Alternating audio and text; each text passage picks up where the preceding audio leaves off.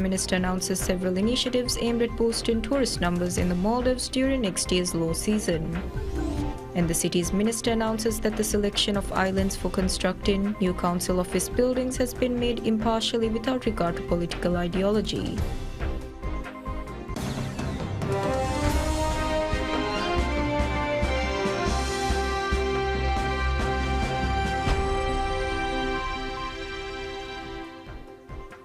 Bismillahirrahmanirrahim. Assalamu alaikum. Welcome to PSM News in English with me, Hafiz Abdusattar. And now the news in detail. President Dr. Mohammad Moiz conveys his condolences to the family of the late Abdul Hannan Halim Doshimena Kilegfan, who served as the Minister of Public Safety for 10 years during the administration of former President Ibrahim Nasir Ranabaderi Kilegfan. In a message posted on the social media, President Dr. Moiz extended his condolences to the deceased family, stating that his passing was a significant loss to the country. He expressed sincere condolences to the family and prayed to Allah Almighty to grant Abdul Hannan's soul eternal peace in Jannah. Abdul Hannan Halim passed away on June 19th at Treetop Hospital while undergoing medical treatment. He was 87 years old at the time of his passing. He has also served as a member of the parliament. Minister of Tourism Ibrahim Faisal announces several initiatives aimed at boosting tourist numbers in the Maldives during next year's low season, which spans from June, July and August. Speaking to an exclusive interview with PSMNEWS, Minister Faisal highlighted the annual decrease in tourist arrivals during these months. He noted that while this year's decline was less severe compared to previous years, the decrease in tourist numbers has led to empty beds in many establishments. He emphasized his commitment to reversing this trend and increasing tourist arrivals during the low season next year. Additionally, Minister Faisal outlined plans to raise occupancy rates by 15% to 20% during this period. He highlighted the collaborative efforts with the Maldives Marketing and Public Relations Corporation MMPRC and identified key target markets, including India, China and traditional markets, to bolster their preparedness for the low season. Furthermore, Minister Faisal called for an increase in the budget of MMPRC to enhance promotional activities for Maldivian tourism. He stressed the importance of investment in tourism advertising, noting that it significantly boosts the sector's profitability. Moreover, Minister Faisal mentioned ongoing efforts to attract more tourists from specific markets, particularly highlighting collaborations with Chinese companies. He predicted that these efforts would bring a substantial number of tourists to the Maldives over the next 5 years, with expectations for the tourism sector to contribute $6 billion to the state budget by the end of 2027. Minister of Cities, Local Government and Public Works Adam Sharif Umar announces that the selection of islands for constructing a new local island council office buildings has been made impartially without regard to political ideology, and it is a great satisfaction that the councils have accepted this. The government has initiated a project to construct new council office buildings to address the issues of outdated and space-constrained council buildings. This year, the Ministry of Cities has confirmed that new council buildings will be built in 50 islands. Speaking to an exclusive interview with PSMNEWS, Minister Adam Sharif emphasized the fairness in determining the locations for these new council offices. He said that public opinion was considered when setting the criteria for island selection. He also highlighted that a thorough assessment of the current state of the councils was conducted. Additionally, Minister Adam Sharif assured that the process was completely apolitical, with no political biases influencing the decisions. He expressed satisfaction that the government has maintained impartiality in this matter and reiterated his commitment to providing services without favoritism towards any political party. Furthermore, Minister Adam Sharif noted that the project is being implemented with support from the Chinese government. He said that 50 council offices are set to commence construction this year simultaneously, and the buildings will be equipped with the necessary facilities to address the space issues of the councils. Minister of Social and Family Development, Dr. Aishat Shiham, notes a shift in the public's perception of the home for people with special needs in Guradu, Kafetol, with increasing recognition of it as a specialized treatment facility. The HPSN Center was initially established to offer support to individuals requiring mental assistance under state supervision. As such, it was perceived by some as a facility where the state provided care for the elderly. Concerns arose regarding the well-being of the elderly once they were admitted to the center, indicating potential neglect by their children.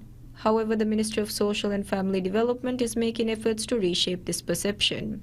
Speaking to PSMNews, Minister Aishat highlighted the ongoing transformation of the center into a specialized treatment facility. She emphasized that the center is designed to address various mental health issues, enabling individuals to receive necessary treatment and return to their families rather than being seen as a permanent shelter. The center offers medical treatments, therapies, and various programs to support individuals with mental illnesses. These interventions aim to help patients reintegrate with their families and communities. In addition, the center assists residents in gaining skills and finding employment, thus promoting their independence. A significant development at the center is the establishment of a reintegration ward.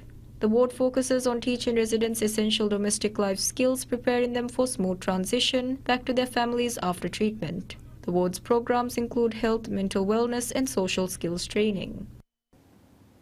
The newly appointed Ambassador Extraordinary and Plenipotentiary of the Maldives to Belgium, Gila Ali, presents her letters of credence to King Philip of Belgium. The ceremony took place at Chateau de Laeken in Brussels. During the private audience that followed the credential ceremony, King Philip welcomed Ambassador Gila and congratulated her on assumption of her duties as the Ambassador of Maldives to Belgium. Ambassador Gila expressed her gratitude for the warm welcome extended to her and conveyed greetings and best wishes from President Dr. Mohamed Moise and the citizens of Maldives to the King and the citizens of Belgium. Additionally, Ambassador Gila assured King Philip of the commitment of the government of Maldives to enhance the bilateral ties between the two countries and to work together to foster closer collaboration in areas of common interest such as climate change, sustainable development and tourism. Ambassador Gila is a seasoned professional with more than 30 years of experience in both the health and foreign service sector of the Maldives. She began her career in foreign service in 2015, serving as the Minister in charge of affairs at the Permanent Mission of the Maldives to the United Nations UN Office at Geneva, Minister Council at the Embassy of the Maldives in London 2016 to 2018, and Additional Secretary and Head of the Consular Services Department in the Ministry of Foreign Affairs in 2018. Public Service Media PSM launches a new phone application, PSM Air, enabling users to watch Euro 2024 matches online. The app was launched by Managing Director of PSM Zina Zahir and Deputy Managing Director Abdullah Yamin Rashid. Speaking at the launch event, Managing Director Zina highlighted that the app allows the public to watch PSM channels free of charge, particularly during the Euro 2024 tournament. She noted the growing excitement for the tournament among Maldivians and emphasized that the app's accessibility from anywhere is a significant advantage. Meanwhile, Deputy Managing Director Yamin described the app as the beginning of a broader initiative, promising more channels will be available in the future. He expressed that the app's introduction during the Euro 2024 tournament meets a high demand for such a service, enhancing the overall viewing experience. PSM Air is available for download on both iOS and Android devices. It offers access to PSM channels such as TVM, Yes TV and PSMNEWS, along with radio channels like Divahiraj Gado.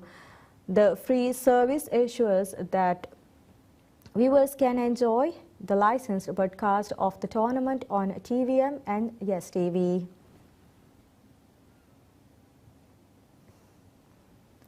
Assistant Commissioner of Police Ahmad Shifan highlights the increase in crime within Mal City, attributing it to the release of a significant number of criminals. Expressing his concerns on social media, Shifan underscored that the increase in criminal activities is an undeniable reality. He pointed out that the release of 434 offenders lacked a framework for their rehabilitation, exacerbating the situation.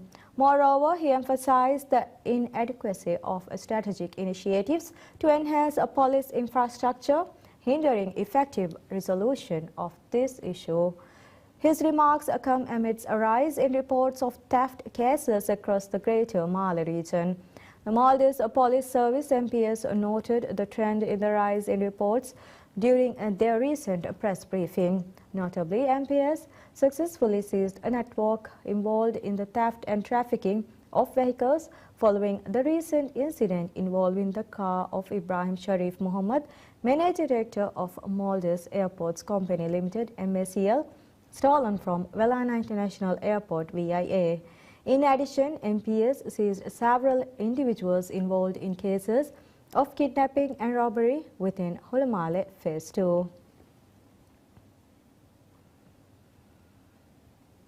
The Anti-Corruption Commission (ACC) highlights that a significant obstacle in its investigative efforts is the absence of essential documentation in certain cases.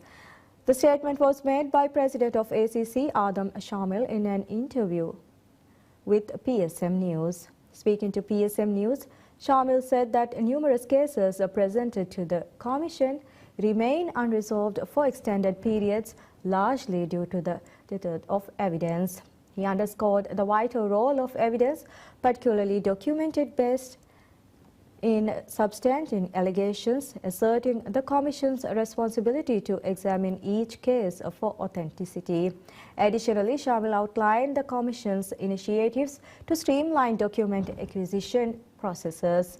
Rather than relying solely on manual alterations, he said that the Commission is spearheading the implementation of a technologically advanced system for document management. He acknowledged the complexity involved in obtaining documentation from evolving governmental bodies and businesses, especially in island territories, which poses additional challenges for corruption investigations. Despite these hurdles, the SEC is committed to enhancing its efficiency.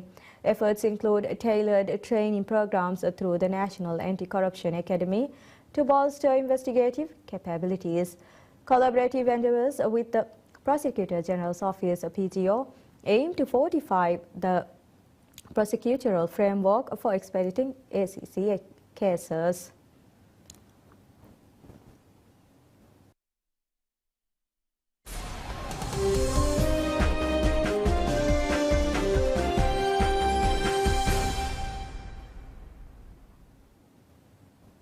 NVIDIA edges out other tech giants to become the world's most valuable publicly traded company, a rise that also helped lift the Nasdaq to a 7th straight record close.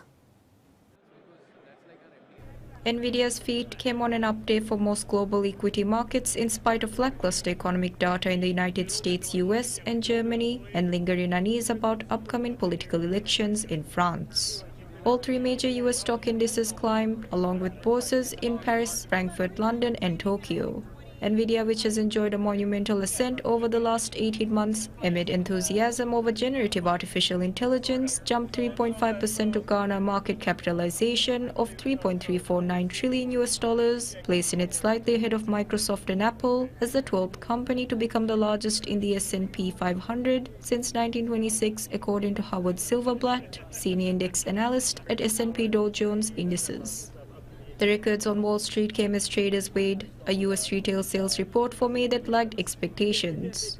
The largest monthly drop in sales was at gasoline stations, which recorded a 2.2% monthly decline, while sales at furniture and home furnishing stores also dropped from April. While the report painted a disappointing picture of consumer demand, investors have hoped a slower economy will translate into an easing from the Federal Reserve on interest rates.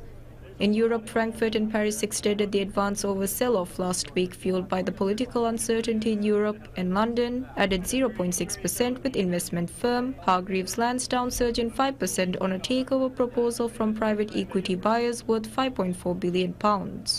Investors brushed aside data showing that German investor confidence rose less than expected in June after Europe's top economy saw an uptick in inflation following months of decline.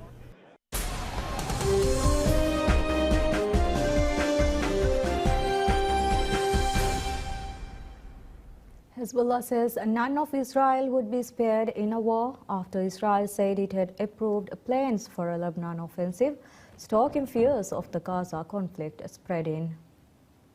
Hezbollah chief Hassan Nasrallah said no place in Israel would be spared their rockets in a televised address broadcast amid spiraling tensions across the Israel-Lebanon border.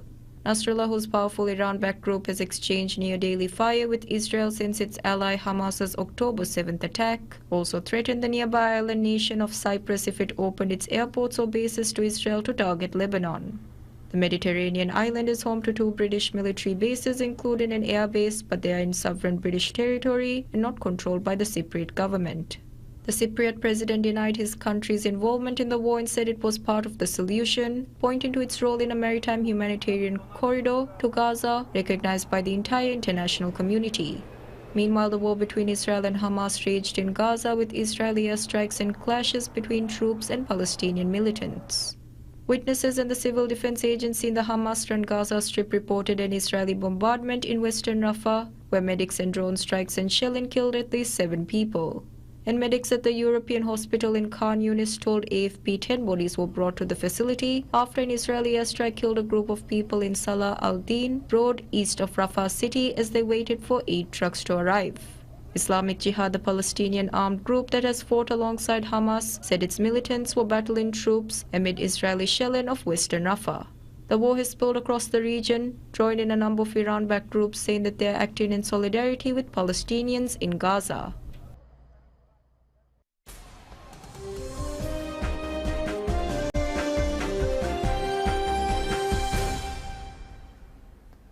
Scotland were unable to claim a first major tournament victory in 28 years against Switzerland, but they bounced back from a humbling loss to Germany to record a 1-1 draw, which keeps their chances of reaching the last 16 of Euro 2024 alive. As much as Steve Clarke's team were dismal in their 5-1 defeat against the hosts in Munich, the tournament's opening game, they were mature and courageous in holding the Swiss in Cologne. Facing a much more experienced side, Scotland went ahead early on when Manchester United's Scott McTominay, their top scorer in qualifying, swept home Callum McGregor's cutback on a counter-attack. They were pegged back before half-time when Shaqiri pounced on a slack pass by Anthony Ralston to score with a stunning strike. That was one of several instances of Scotland looking shaky in possession at the back, but the improvement from their display against Germany was remarkable. Clarke told reporters that he thought it was a good team performance against a good opponent. He said that it was a good reaction to a disappointing night and they're still alive in the tournament. His decision to bring pocket-sized Billy Gilmore into the side for Ryan Christie brought a level of assurance and quality on the ball in midfield that was sorely lacking against Germany. Playing in the number 10 role, McTominay's physical appearance also caused the Swiss plenty of problems. Scotland rode their luck at times, with Dan missing one glorious chance before Briel Mbolo had a goal disallowed for tight offside. However, Scotland looked the more likely winners late on the Grant Henley, in for the suspended Ryan Porteous, hit the post with a late header. There will be disappointment and not recording a first victory at a major tournament since defeating the Swiss 1-0 at Euro 96.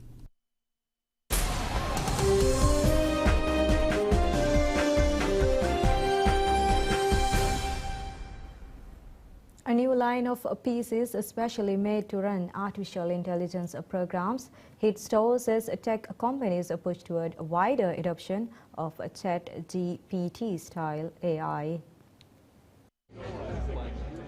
Microsoft in May announced the new AI-powered personal computers, or AI PCs, which will use the company's software under the Copilot Plus brand. The idea is to allow users to access AI capabilities on their devices without relying on the cloud, which requires more energy, takes more time, and makes the AI experience clunkier. The PCs feature a neural processing unit (NPU) chip that helps deliver crisper photo editing, live transcription, translating, and recall, a capability for the computer to keep track of everything being done on the device. However, Microsoft removed recall last minute over privacy concerns and said it would only make it available as a test feature. For now, the devices built by hardware makers like HP and Asus run exclusively on a new line of processors called Snapdragon X, Elite, and Plus, built by the California-based chip giant Qualcomm. At the May launch, Microsoft predicted over 50 million AI PCs would be sold in 12 months given the appetite for ChatGPT's powers. Such a result would give a much-needed boost to PC sales, which declined for 2 years from the days of the coronavirus pandemic before returning to growth in the first quarter of 2024. Best Buy, the US retail giant, said it had trained tens of thousands of staff to sell and maintain the new line of AI PCs. Some industry experts are more hesitant about their promise, predicting the actual benefit of upgrading to an AI laptop is not compelling enough yet and will need more time. Microsoft has aggressively pushed out generative AI products since ChatGPT's release in late 2022, with new AI features available across products including Teams, Outlook, and Windows. And that's all we have for this hour. Thank you for watching. I wish you all a very pleasant day ahead.